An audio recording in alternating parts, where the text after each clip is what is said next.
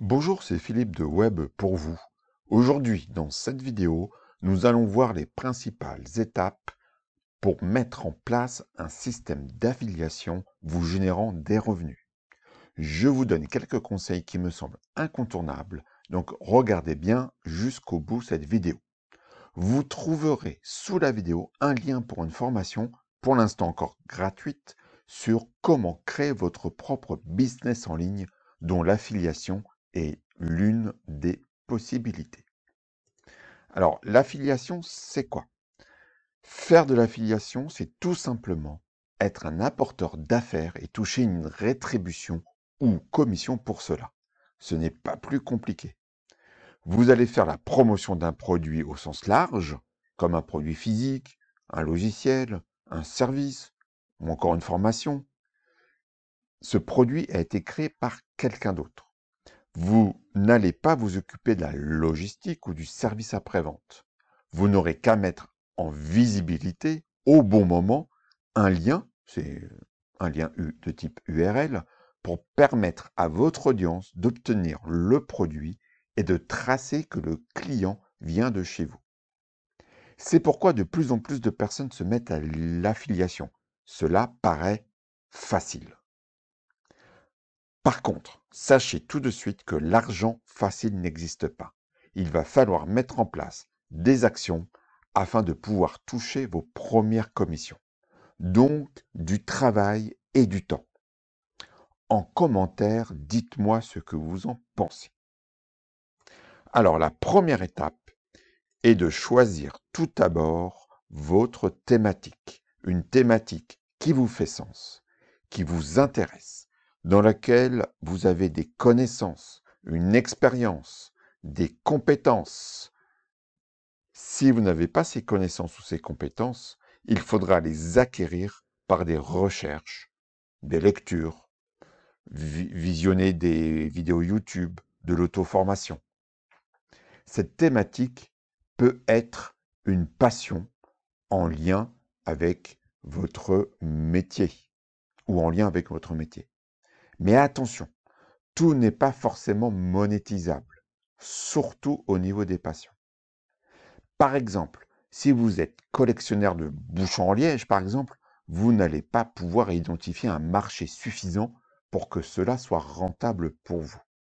Donc il y a un travail de réflexion à faire. Ce qui m'amène à la seconde étape, qui est d'identifier dans cette thématique une population qui a une problématique à résoudre. En fait, vous allez chercher une niche ou sous-thématique. Si vous êtes trop large dans votre thématique, c'est comme chercher une aiguille dans une meule de foin. Vous allez vouloir vous adresser à tout le monde et donc au final, personne ne vous écoutera ou vous entendra.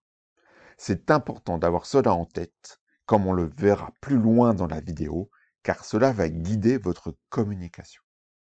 Par exemple, si vous êtes un pratiquant ou une pratiquante passionnée de musculation, vous pouvez vous adresser aux débutants en musculation qui se trouvent trop minces en leur proposant un programme de 3 mois d'un coach sportif, ce programme que vous avez vous-même suivi et qui vous a habitué des résultats. Donc le principe de cette étape est d'identifier les besoins d'une cible. Et la troisième étape consiste à mettre en face de ces besoins ou problèmes une solution. Par exemple, si vous êtes un réalisateur amateur, par exemple, vous pouvez aider des youtubeurs débutants en leur apportant des conseils sur le cadrage, la lumière, le son, le script de la vidéo et surtout leur proposer un logiciel de montage vidéo suffisant et simple à utiliser pour des novices. Vous ciblez une population qui trouve trop complexe, car trop complet, la plupart des logiciels professionnels de montage vidéo conseillés par d'autres.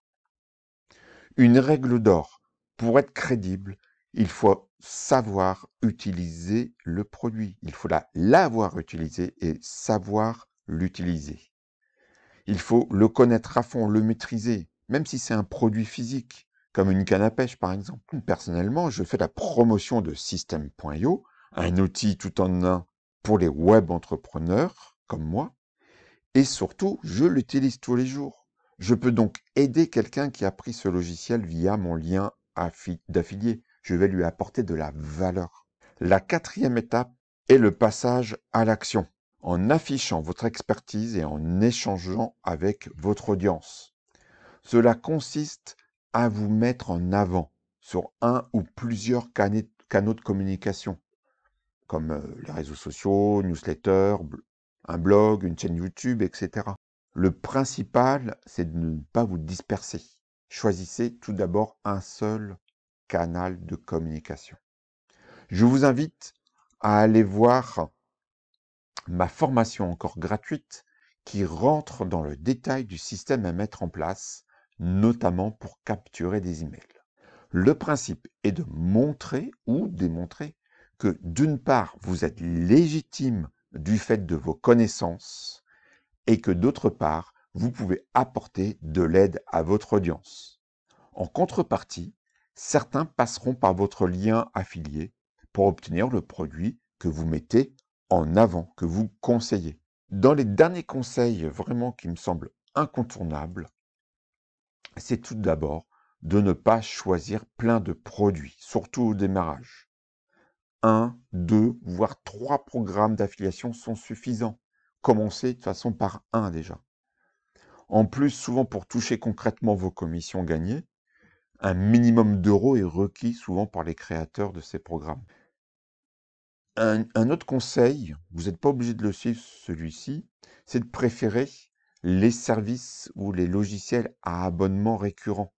Donc vous allez toucher tous les mois une commission sur le client que vous avez fait rentrer dans le système du produit que vous avez promu. Autre conseil, restez focus sur votre objectif.